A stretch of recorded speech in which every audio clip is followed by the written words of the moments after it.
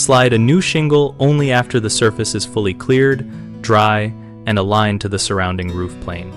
Start by removing every old nail and fastener from the repair area using a pry bar and needle nose pliers so the new shingle sits flat.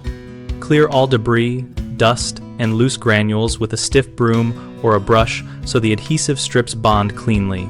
If the area is damp, wait until it is completely dry or use a clean rag to speed drying.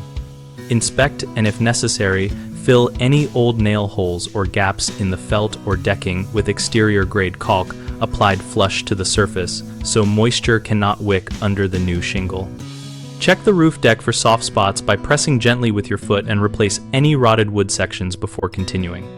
Confirm the shingle alignment visually against adjacent rows and measure from the eave or ridge if needed so nail placement matches existing pattern. Nail the shingle with corrosion-resistant roofing nails through the designated nail line, drive them straight and flush without overdriving, and then press the adhesive tab to bond once temperatures allow proper sealing. A common mistake is leaving old nails protruding, which prevents the shingle from sitting flat and leads to leaks. Remove all nails and fill or plug any remaining holes.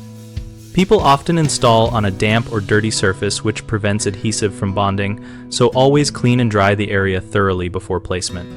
Another frequent error is poor alignment that creates visible waves or gaps.